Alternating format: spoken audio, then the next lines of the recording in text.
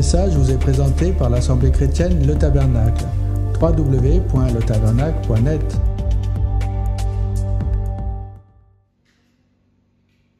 Frères et sœurs, ce sont des moments précieux que nous vivons dans la présence de Dieu.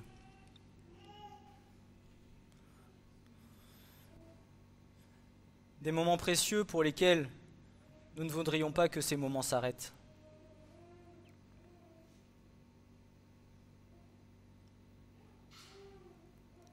Parce que nous sommes dans la paix, parce que nous sommes dans la joie, parce que nous sommes dans l'amour de notre Seigneur.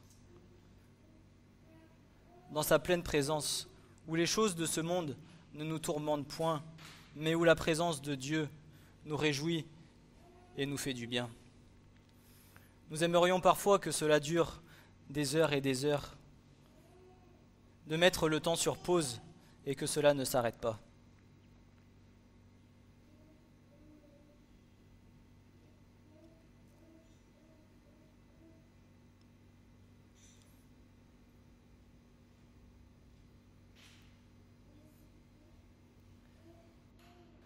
Mais sachez une chose, c'est que pendant ces temps, le Saint-Esprit agit en chacun de nous. Le Saint-Esprit fait des œuvres. Le Saint-Esprit nous parle. Le Saint-Esprit nous fortifie. Le Saint-Esprit nous restaure. Le Saint-Esprit nous réconforte.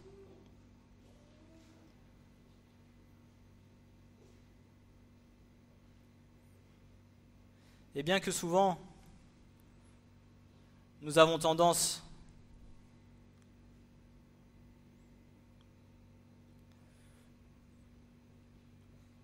à l'oublier,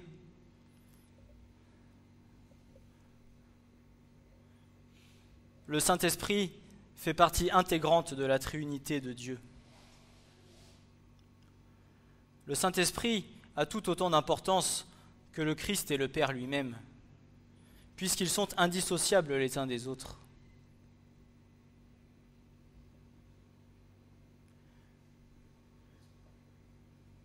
Christ a dit « J'enverrai sur la terre le Saint-Esprit afin qu'il vous rappelle les choses que je vous ai dites. »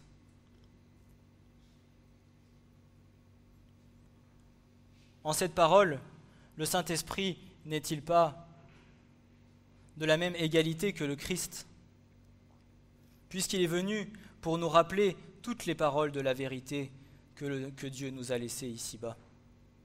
Toutes les paroles de la vérité.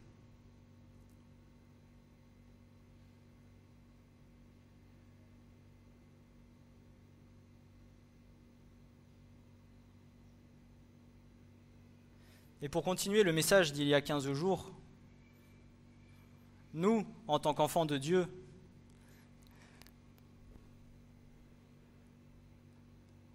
nous avons pour commandement, nous avons comme ordonnance de la part de l'Éternel d'être à l'écoute et d'obéir à ce que le Saint-Esprit nous dit.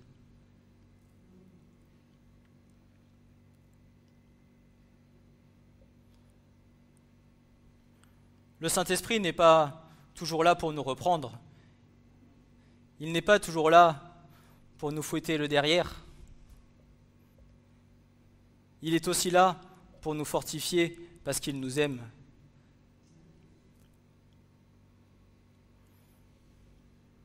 Il est aussi là pour nous aider à grandir, pour nous donner la bonne parole au moment opportun lorsque nous en avons besoin, afin que nous grandissions dans la foi et que nous devenions des hommes et des femmes faits.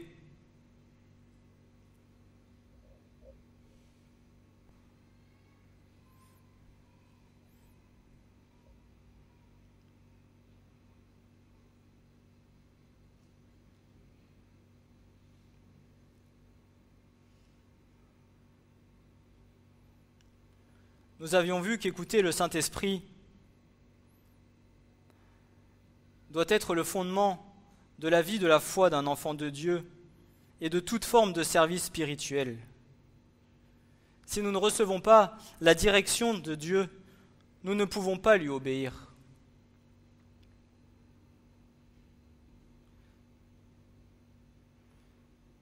Il nous faut être vigilants à bien entendre ce que l'Esprit de Dieu a à nous dire, et non pas nous faire tromper par nos propres pensées et nos propres raisonnements humains de ce que nous pensons entendre en nous disant « oui, Dieu me parle », alors que peut-être cela vient de nous-mêmes.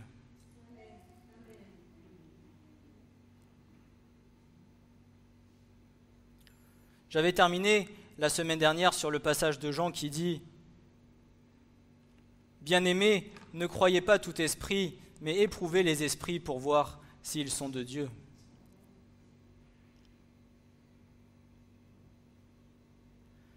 Bien que le Seigneur nous parle, bien que nous puissions recevoir beaucoup de choses,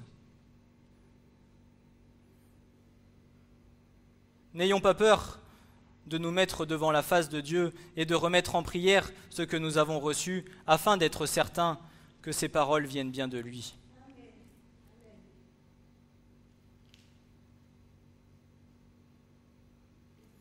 Parce qu'il y en a un autre qui parfois est bien fort et bien intelligent pour nous détromper de la parole de Dieu, en venant peut-être annoncer un verset, en intervertissant ou en changeant simplement une petite chose, mais qui vient changer tout le sens de la parole.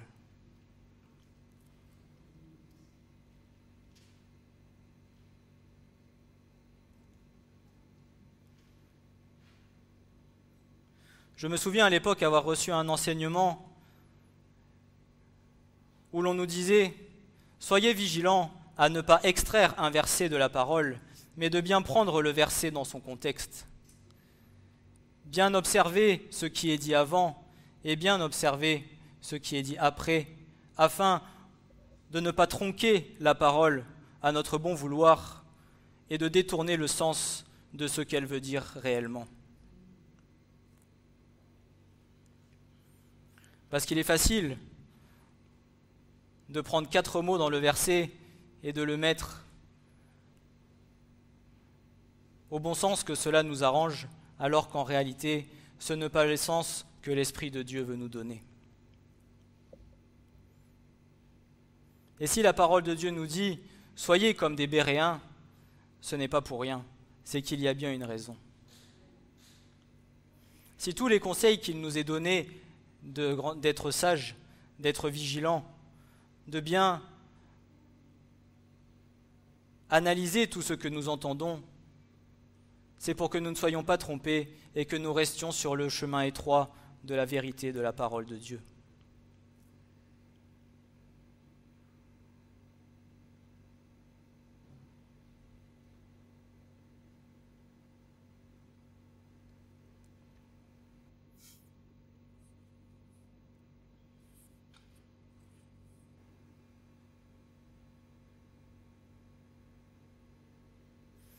Ce que le Seigneur attend de nous,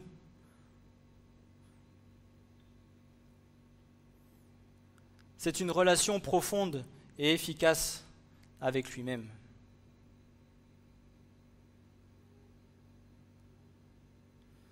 Si nous désirons que le Saint-Esprit nous parle et si nous voulons nous attendre à recevoir quelque chose de l'Esprit de Dieu, il en va d'abord de notre part de faire le premier pas. Il en va de notre part de rechercher une relation intime de cœur à cœur avec notre Seigneur.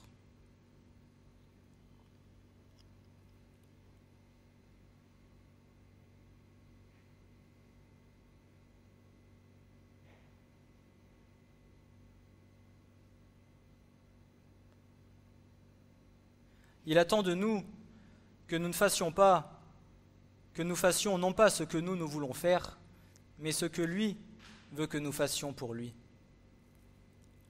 Et chaque fois que nous parlons ou que nous agissons sans avoir auparavant écouté sa parole, nous exerçons le ministère auquel nous avons été appelés avec présomption.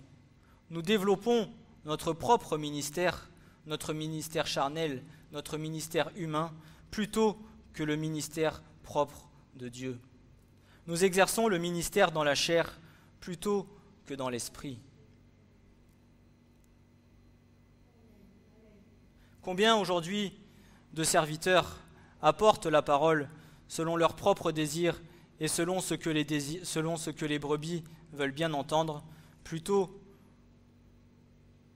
que ce que la parole de Dieu dit réellement, qui peut-être parfois peut reprendre, mais qui est bon pour faire grandir notre frère ou notre sœur, qui est bon pour garder notre frère ou notre sœur dans le chemin étroit, dans le chemin de la droiture, dans le chemin de vérité, dans le chemin où à la fin de sa vie, il pourra accéder à la porte étroite et où Christ leur dira « Viens bon et fidèle serviteur, tu as été fidèle en peu de choses, moi je t'en confierai de grandes. » Parce que nous sommes tous serviteurs de Dieu.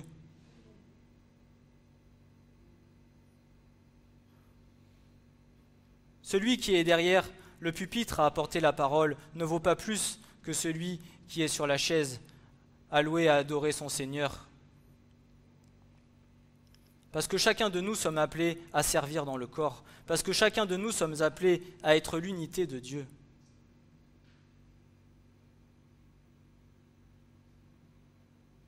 Et nous aurons tous, à la fin de notre vie, quel que soit l'appel que Dieu nous a donné, à rendre des comptes à Dieu.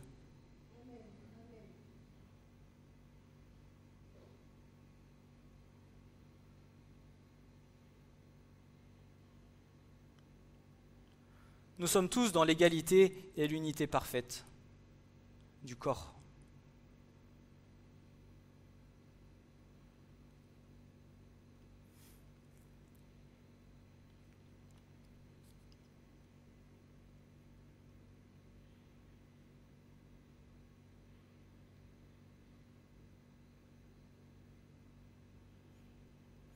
Il est important de comprendre que le Saint-Esprit de Dieu est une personne coopérante et indissociable de la Trinité de Dieu.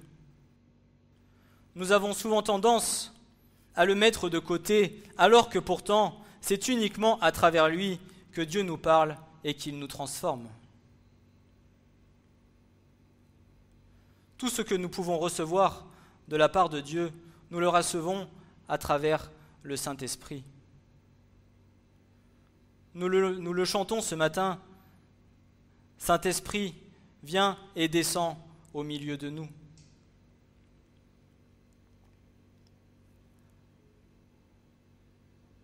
N'as-tu jamais senti auprès de toi, comme un vent qui passe, qui t'effleure, où tu sens qu'il y a quelque chose en toi qui se passe, que tu n'es pas capable d'exprimer par des mots?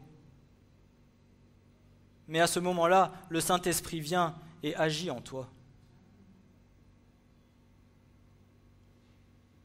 Mais le Saint-Esprit n'agit pas seulement le dimanche matin de 10h à midi. Le Saint-Esprit désire agir chaque jour de notre vie, à chaque instant de notre vie. Le Saint-Esprit nous parle tous les jours.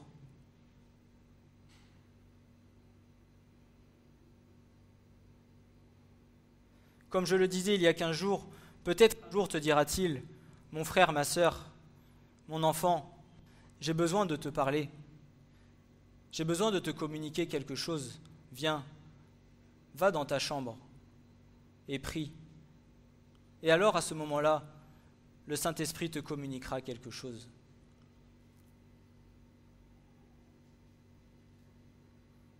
Mais ce qu'il attend de nous, c'est que nous soyons à son écoute.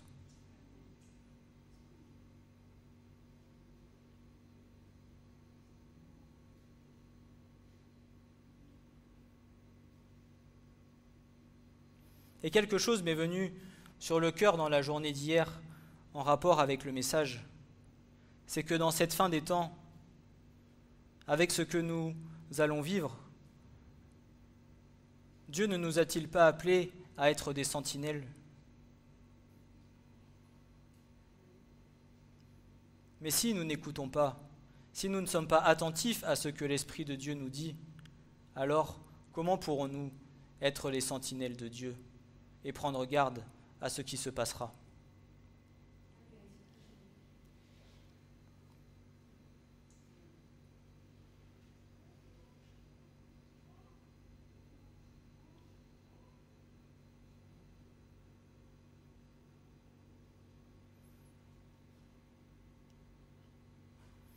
Tout ce que nous recevons, ce qu'il nous est révélé, nous vient uniquement de lui.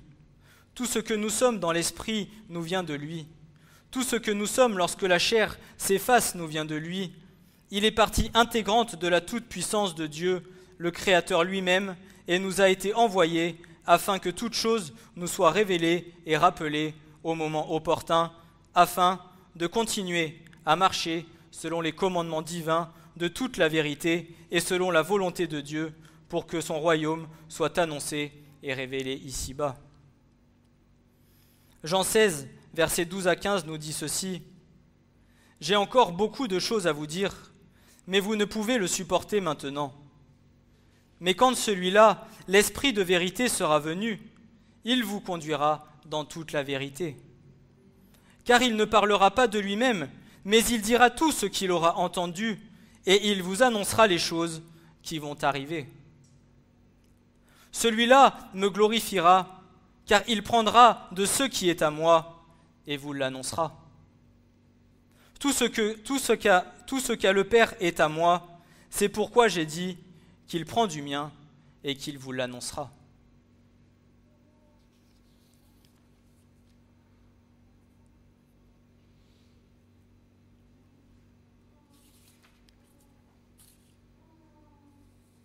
L'œuvre de conviction du Saint-Esprit n'est pas seulement dirigée vers les inconvertis, elle agit également sur tout enfant de Dieu et sur l'Église dans le but de nous enseigner, de nous corriger, de nous conduire dans toute la vérité.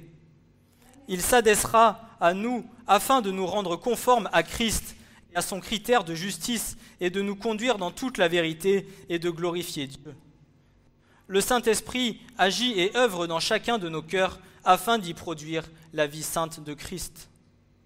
Si en tant qu'enfants de Dieu, nous qui avons tendance à nous caractériser et être remplis de lui, nous rejetons la direction et l'œuvre de conviction de ce dernier, et que par l'Esprit, nous ne faisons pas mourir les actions de la chair, nous irons droit à la condamnation.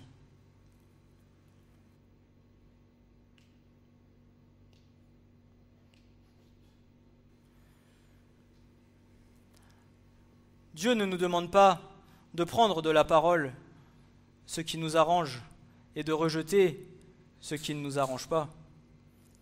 Dieu nous attend à ce que nous prenions de la parole.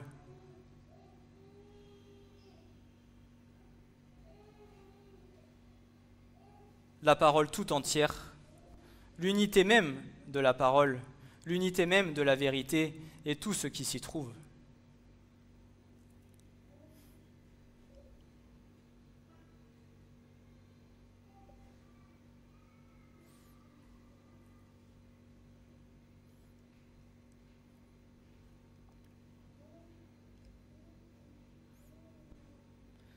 Puisque s'il y a une partie de la parole à laquelle nous ne voulons pas obéir, à laquelle nous ne voulons pas nous soumettre,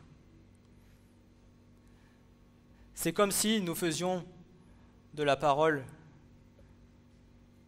c'est comme si nous venions tronquer la parole et prendre d'elle ce qui nous arrange et mettre de côté ce que nous ne voulons pas.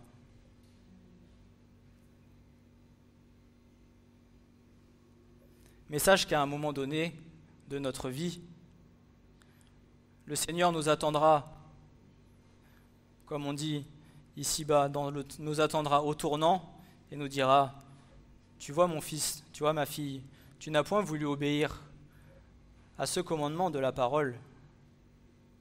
Voici ce pourquoi tu en es rendu ici. »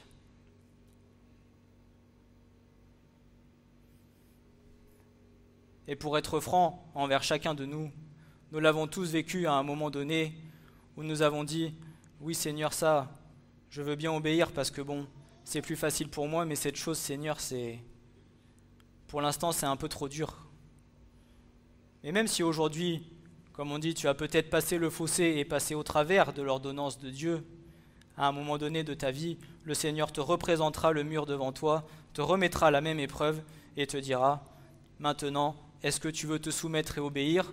Ou est-ce que tu veux encore faire ta propre volonté ?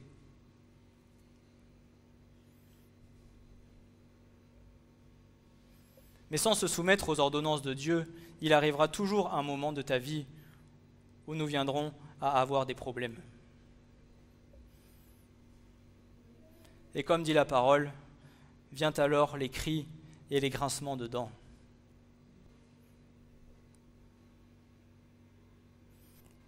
Mais Dieu ne le fait pas pour nous punir. Dieu le fait pour nous faire grandir et par amour pour nous.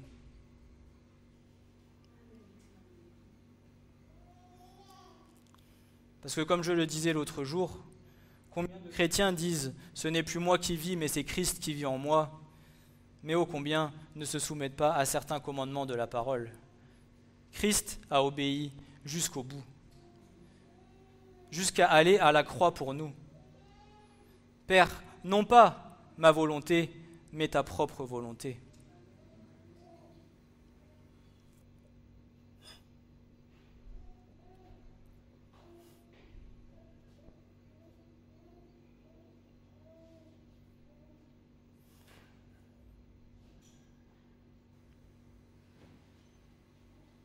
Il s'adressera à nous afin de nous rendre conformes à Christ et à son critère de justice et de nous conduire dans toute la vérité et de glorifier Dieu.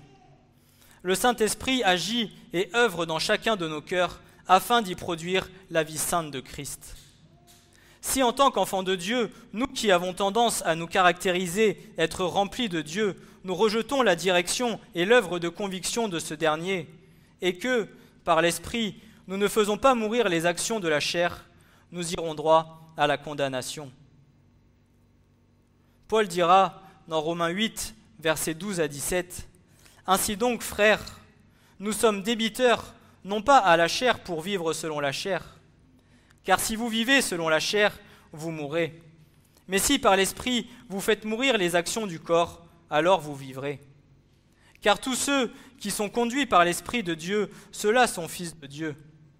Car vous n'avez pas reçu un esprit de servitude pour être derechefs dans la crainte, mais vous avez reçu l'esprit d'adoption par lequel nous crions « Abba, Père ». L'Esprit lui-même rend témoignage avec notre esprit que nous sommes enfants de Dieu.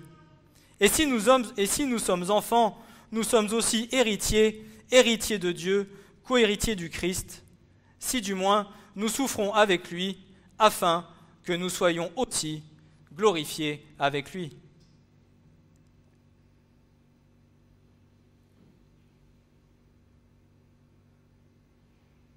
Comme je l'avais dit plusieurs fois, si un jour vous entendez un enfant de Dieu qui vous dit « Moi dans ma vie, tout va bien, c'est la béatitude, je n'ai aucune épreuve, c'est royal, je suis au soleil, les pieds en éventail, tout va bien »,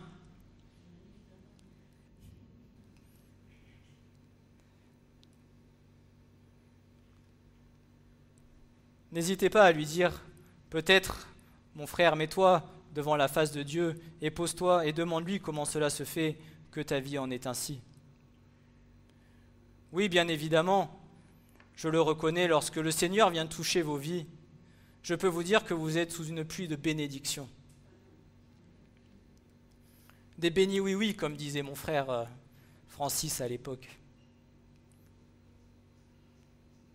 Mais comme un enfant et comme un parent, lorsque tu veux lui apprendre à marcher et que tu commences à lâcher sa main, souvent, les premiers pas sont chaotiques. Et il en est de même pour chacun d'entre nous. Parfois, nous avons besoin d'épreuves, et souvent, nous avons besoin d'épreuves pour grandir.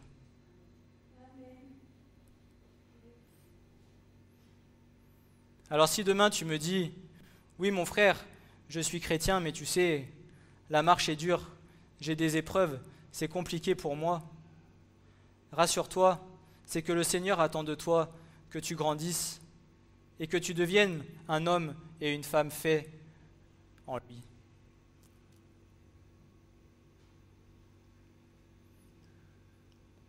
Et au bout de l'épreuve, au bout du tunnel, vient alors la récompense de Dieu qui est bien plus grande que celle que l'on imagine parfois. Parce que nous voyons l'épreuve au jour actuel, au moment actuel, mais nous ne voyons pas la récompense que le Seigneur nous donnera lorsque l'épreuve sera terminée. Et parfois, elle est bien plus grande que celle que nous imaginons. Mais Il attend de nous la soumission et l'obéissance.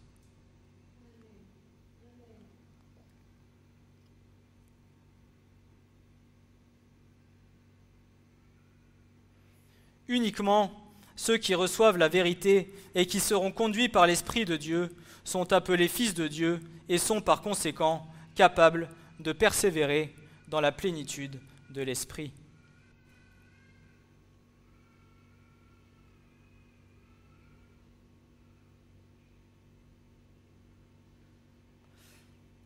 Lorsque nous commençons à comprendre que nous avons le privilège d'écouter personnellement, à travers le Saint-Esprit, le Dieu Tout-Puissant, le Créateur du ciel et de la terre, le grand Rédempteur plein de grâce de l'humanité, notre conception de l'écoute prophétique se remplira d'émerveillement, comme une toile de peintre reçoit des couleurs et des formes devant nos yeux.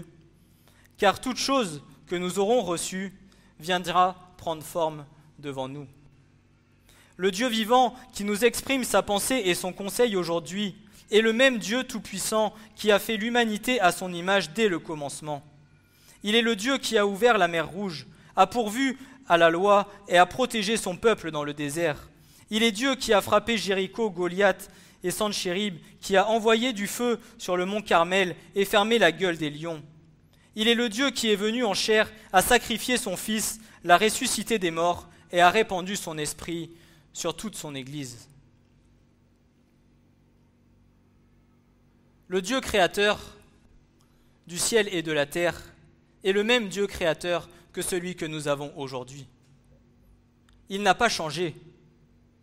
Je serai le même hier, aujourd'hui et éternellement.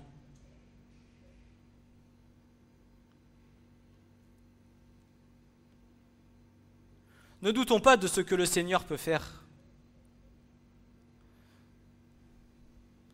Ne doutons pas de ce que Dieu peut faire avec nous.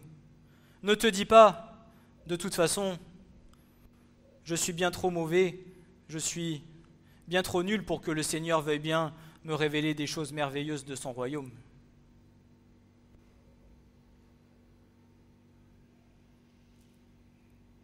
Longtemps je me suis dit ces choses, ayant toujours été rabaissé dans ce monde, ne pensant toujours n'être rien, n'être qu'un moins que rien, ne pouvant rien comprendre. Combien de fois me suis-je dit, Seigneur, je ne suis pas à la hauteur de ce que tu veux faire. Et pourtant, dans sa grâce, le Seigneur nous a choisis et le Seigneur a un plan avec chacun d'entre nous. Et son plan est merveilleux et il l'accomplira. Parce que tout ce qu'il a commencé, certainement, il l'accomplira. Et vous savez, parfois, par rapport à ce qui vient d'être dit, je ne sais pas si ça vous l'a déjà fait, mais vous avez l'impression que le Seigneur vous donne plein d'informations et que toutes ces informations, vous avez du mal à comprendre ce que le Seigneur veut vous révéler. Comme si vous aviez toutes les pièces du puzzle devant vous, mais que vous ne compreniez pas ce que le Seigneur veut faire avec. Et à un moment donné, l'Esprit de Dieu vient, vous révèle les choses, met toutes les pièces dans le bon ordre, et alors, vous venez à comprendre ce que le Seigneur attend de vous et ce que le Seigneur veut vous faire comprendre.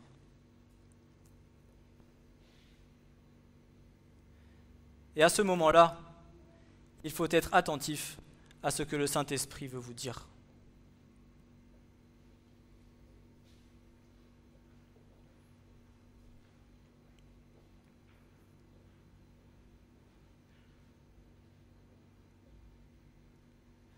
C'est ce grand Dieu qui parle aujourd'hui, personnellement, en privé, spécifiquement avec amour, grâce et continuellement. Toutefois, nous devons prendre garde que notre confiance dans sa bonne volonté de nous parler ne se transforme pas en présomption, en familiarité exagérée et en complaisance. L'un des fondements essentiels de toute écoute prophétique est un sens profond de sincère et immense respect à la pensée que le Dieu vivant et d'amour communique vraiment avec nous. Nous devons tout simplement nous souvenir et prendre conscience de ce qui est celui que nous écoutons et le reconnaître comme tel, le Dieu Tout-Puissant, notre Créateur.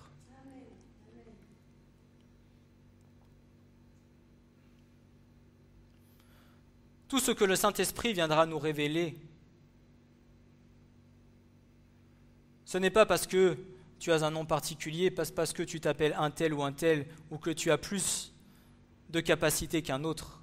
Non, c'est parce que le Seigneur a choisi aujourd'hui de te révéler ces choses. Mais ces choses appartiennent à Dieu. Et toujours dans le cœur, dans ton cœur, afin que l'orgueil ne grandisse point dans ta vie, garde toujours dans ton cœur que tout ce que tu reçois, tu le reçois par la grâce de Dieu.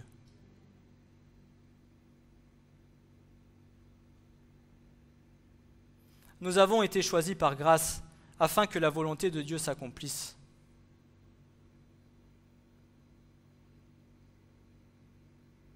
Nous n'avons point de gloire à tirer de quoi que ce soit, mais toute la gloire revient à Dieu.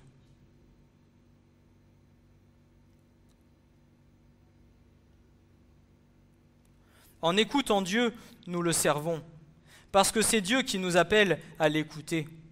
Non seulement notre écoute contribue à nous édifier, à nous réconforter, à nous équiper et nous guider, mais encore, elle exerce un ministère auprès de lui-même.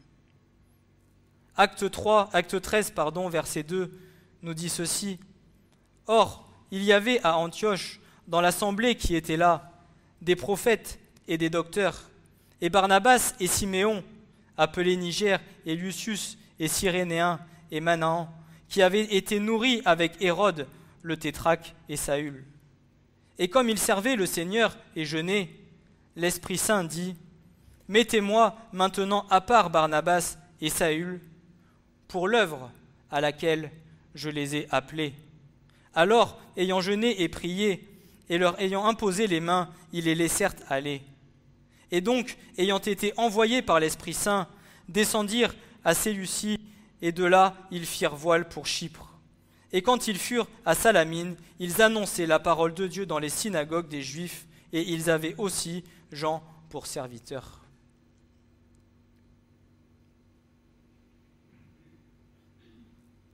Le Saint-Esprit les a appelés pour l'œuvre à laquelle il les avait appelés. Lorsque le Saint-Esprit nous appelle, ce n'est pas pour accomplir ce que nous voulons accomplir, mais pour accomplir ce que lui nous demande de faire.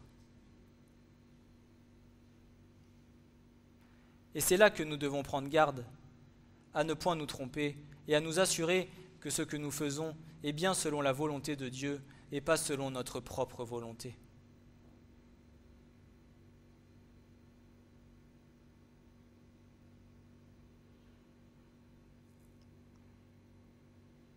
Ils ont été envoyés par l'Esprit Saint.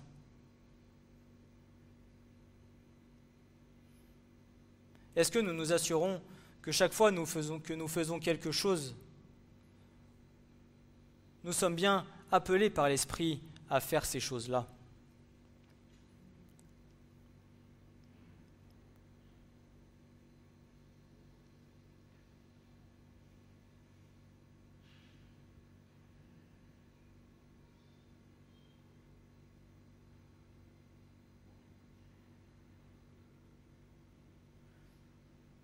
Lorsque nous avons sur le cœur d'aller peut-être voir un frère ou une sœur parce que nous recevons quelque chose et que nous avons sur le cœur d'aller le voir pour lui apporter une parole, pour prier pour lui, pour le réconforter, est-ce que nous sommes certains que ce que nous faisons est bien quelque chose qui vient de l'Esprit de Dieu ou est-ce quelque chose que nous ressentons dans notre chair ?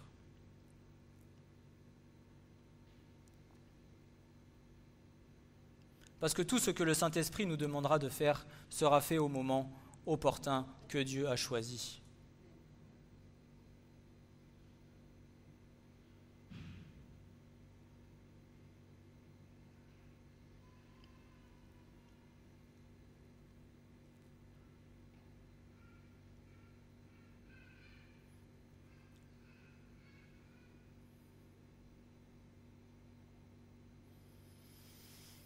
Cela nous rapporte par exemple que les prophètes et les enseignants qui se trouvaient à Antioche servaient le Seigneur dans leur ministère en écoutant le Saint-Esprit leur parler. Beaucoup de croyants ne réalisent pas que leur écoute est un ministère qu'ils exercent auprès de Dieu. Cela vient peut-être de ce qu'ils se concentrent trop sur ce qu'ils recevront dans le processus d'écoute. Nous devons faire attention de ne pas écouter dans des buts égocentriques afin de faire ce que nous voudrions faire à notre façon et de bien souvent le faire par la chair plutôt que de faire ce que l'Esprit de Dieu nous demande de faire. L'écoute prophétique est relationnelle plutôt que fonctionnelle, et Dieu nous appelle à l'écouter pour approfondir notre relation avec lui, et cela signifie que notre écoute prophétique bénit Dieu autant qu'elle nous bénit. Saisir cette vérité agira sur nous et notre prochain comme un stimulant extraordinaire pour écouter Dieu.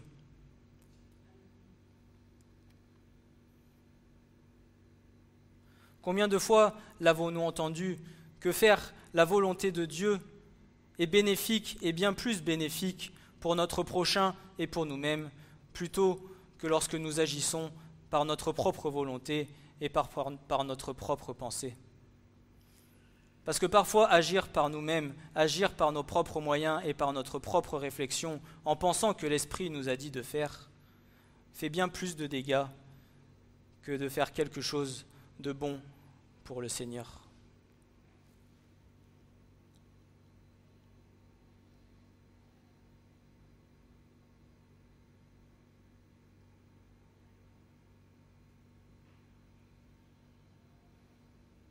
Mais tout ça, ce sont des choses qui s'apprennent. Ce sont des choses qui s'exercent.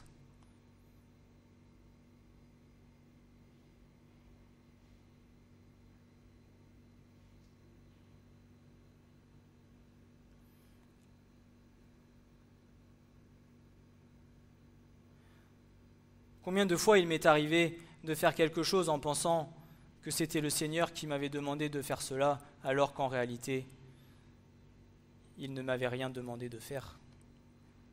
Mais petit à petit, nous apprenons à écouter le Saint-Esprit.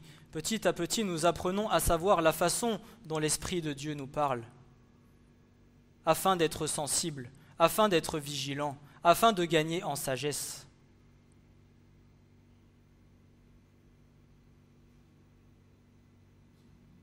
La sagesse est quelque chose d'important lorsque nous voulons faire et obéir au Saint-Esprit de Dieu.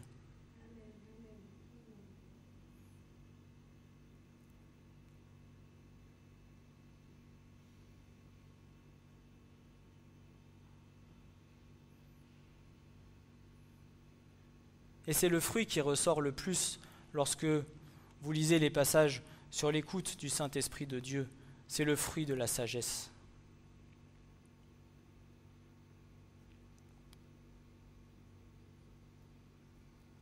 Parce que par une parole, peut-être vous pouvez détruire une âme. Par un simple fait que vous penserez être une demande que le Seigneur vous a faite de faire alors que ça ne l'était pas, vous pouvez faire bien plus de dégâts que de faire de bonnes œuvres.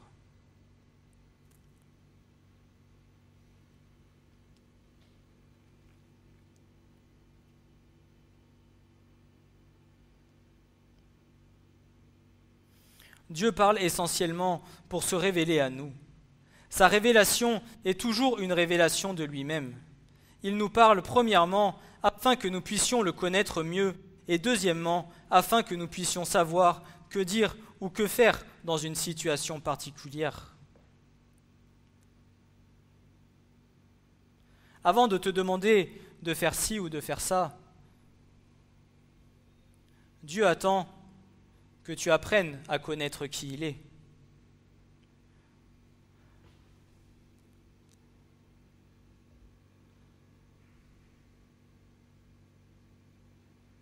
Est-ce que, en tant qu'homme, en tant que femme, tu irais confier quelque chose à quelqu'un, quelque chose de précieux, d'important, alors que tu ne le connais pas?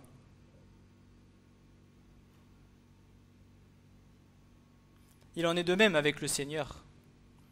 Avant que le Saint-Esprit nous révèle beaucoup de choses. Il attend premièrement que nous créons une relation d'intimité avec lui et que nous apprenions à le connaître personnellement.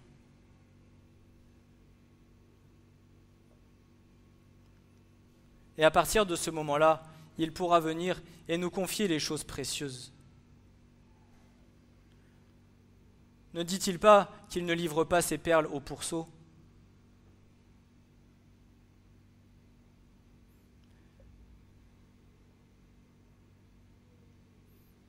La parole de Dieu ne dit-elle pas que certains, lorsque la fin des temps viendra, se présenteront devant le Seigneur et le Seigneur leur dira « Je ne t'ai jamais connu ».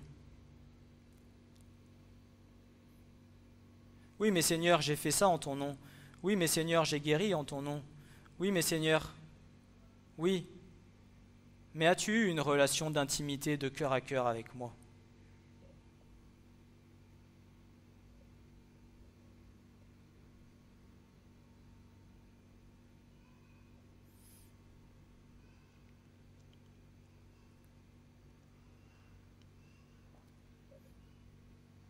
Notre Dieu est un Dieu d'ordre. Et l'ordre d'une relation, avant de se confier et d'ouvrir son cœur, c'est d'apprendre à connaître la personne. Et il en va de même dans notre relation avec le Seigneur. Il attend d'abord de nous que nous apprenions à le connaître, et ensuite il nous confiera de grandes choses.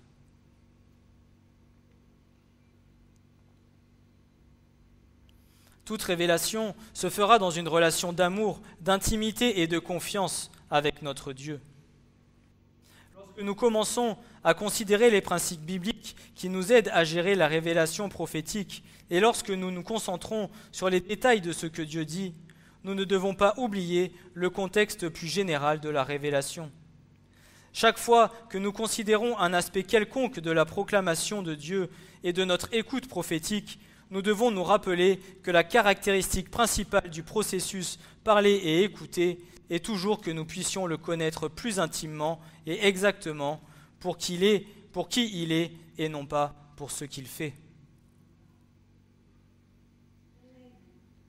Au fur et à mesure que le Seigneur vient à nous révéler des choses, il nous faut que notre amour ne cesse de changer, ne change point,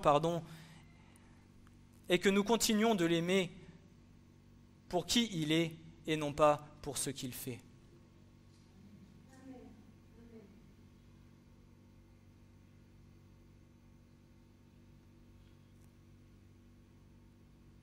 Écouter Dieu, c'est répondre dans l'obéissance.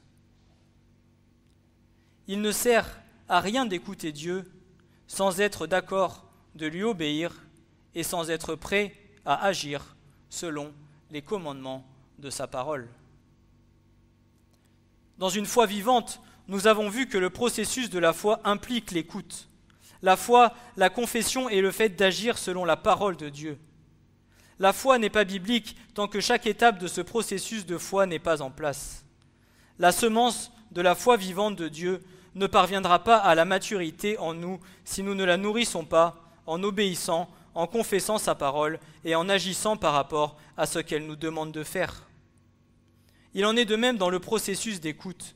Il ne nous sert strictement à rien d'écouter Dieu si nous ne démontrons pas notre foi en obéissant à sa parole. Il nous faut considérer que l'écoute de Dieu selon la parole, toutes les révélations que nous recevons doivent se traduire par des actes. Il ne s'agit pas simplement de communiquer ce que nous avons reçu de la part de l'Esprit, mais premièrement et avant tout d'arriver à mettre en pratique ce que nous avons reçu afin d'être obéissants à cette parole. Et nous l'entendons suffisamment depuis ces derniers temps. Ce n'est pas le tout de le dire, mais le tout c'est de le faire. Exerçons-nous et efforçons-nous de mettre en pratique tout ce que nous disons.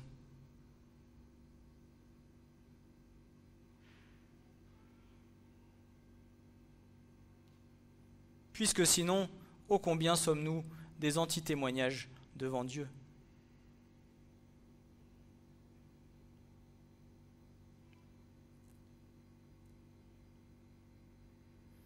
Et Jacques 1, verset 22 à 25 nous le dit.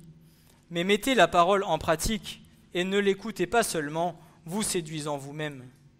Car si quelqu'un écoute la parole et ne la met pas en pratique, il est semblable à un homme qui considère sa face naturelle dans un miroir. Car il s'est considéré lui-même et s'en est allé, et aussitôt il a oublié qui il était. Mais celui qui aura regardé de près dans la loi parfaite, celle de la liberté, et qui aura persévéré, n'étant pas un auditeur oublieux, mais un faiseur d'œuvres, celui-là sera bien heureux dans son faire. »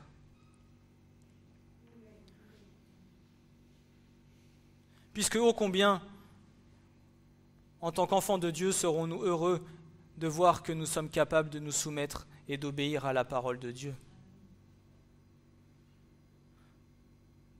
Ce sera une joie pour nous, mais ô combien le sera-t-il pour notre Seigneur et Sauveur de voir qu'en tant qu'enfants de Dieu, nous sommes capables de nous soumettre et d'obéir à ses commandements.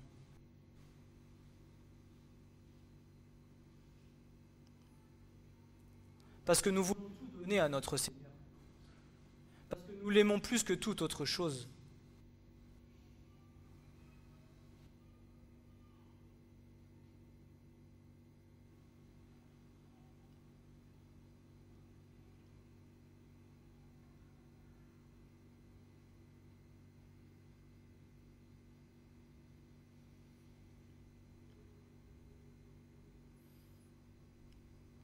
Et d'autant plus que nous sommes appelés à être des témoins de Christ. Acte 1, verset 8 nous dit « Vous recevrez de la puissance le Saint-Esprit venant sur vous, et vous serez mes témoins à Jérusalem et dans toute la Judée et la Samarie et jusqu'au bout de la terre. »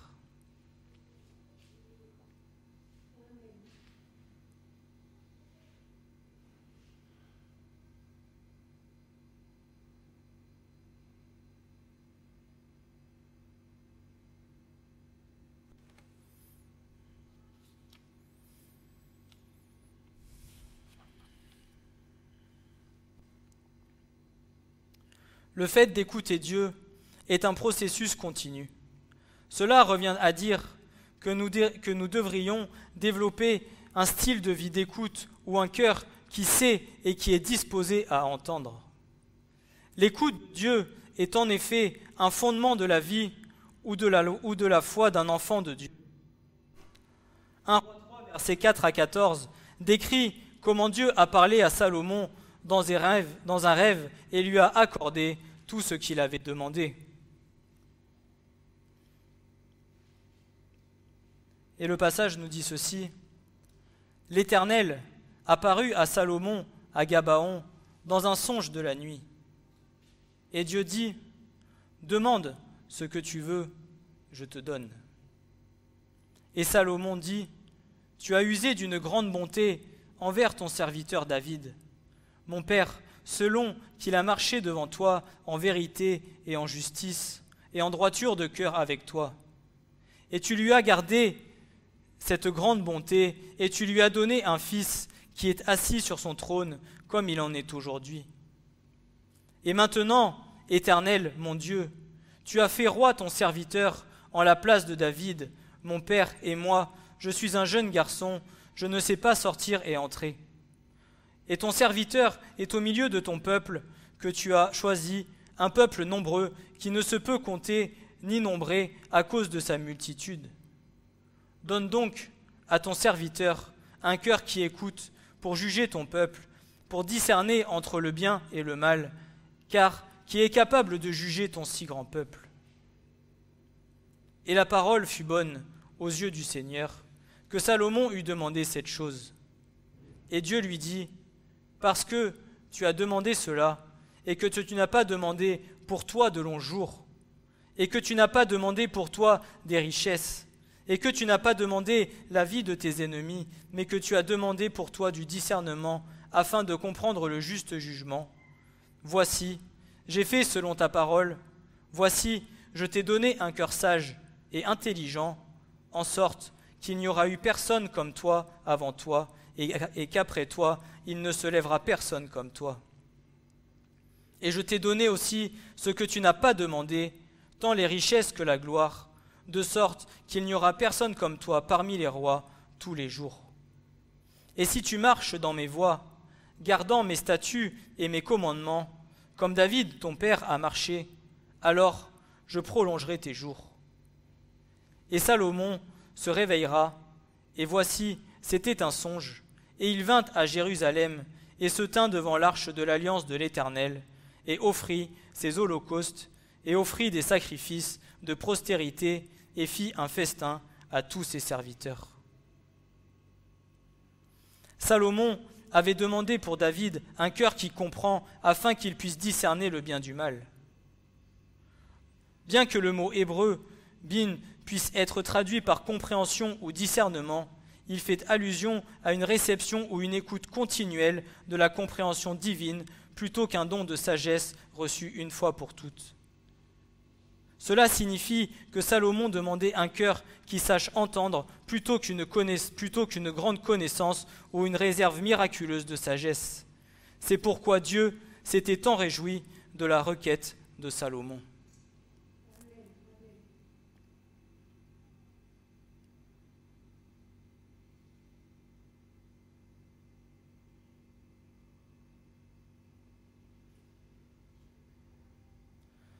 Dieu se réjouira toujours de nous.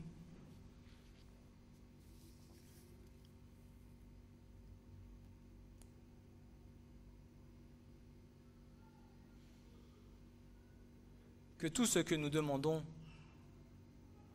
nous le demandons pour la gloire de son royaume.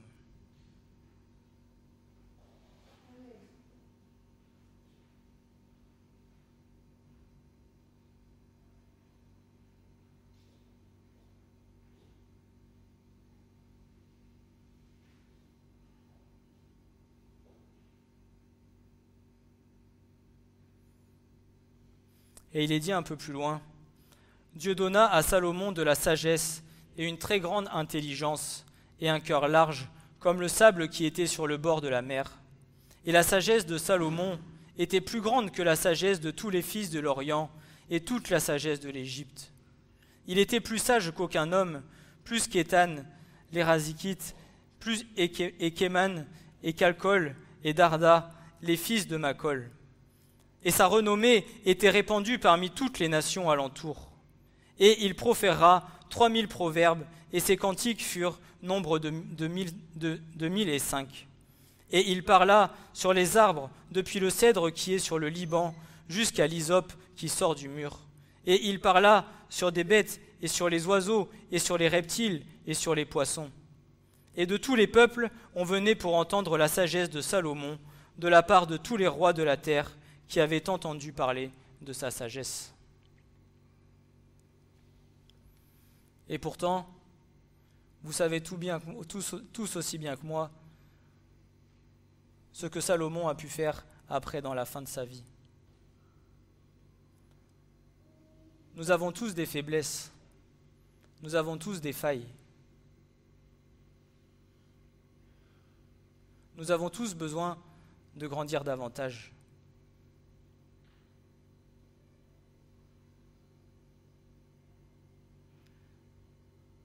Mais nous sommes tous aussi capables de pouvoir écouter ce que le Seigneur nous dit.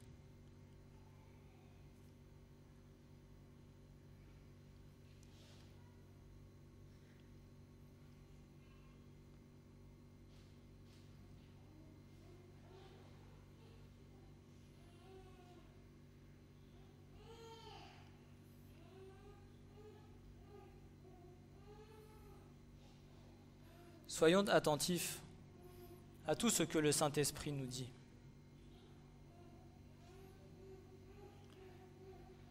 Et de notre côté, demandons-lui de mettre en pratique tout ce que nous recevons de lui et d'obéir à sa parole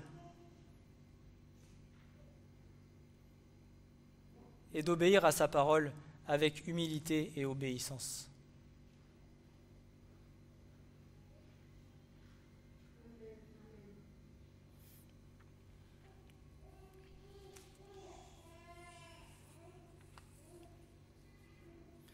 Et d'autant plus dans cette fin des temps,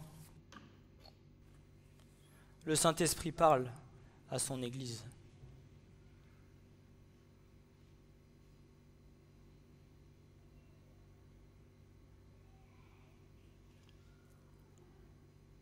Le Seigneur a besoin de former son armée pour le grand combat.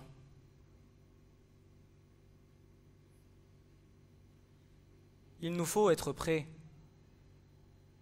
Il nous faut avoir nos lampes remplies d'huile.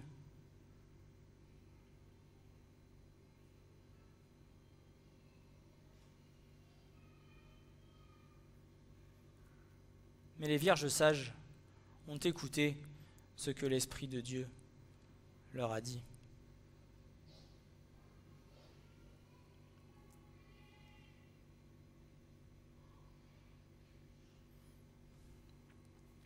Que le Seigneur vous bénisse.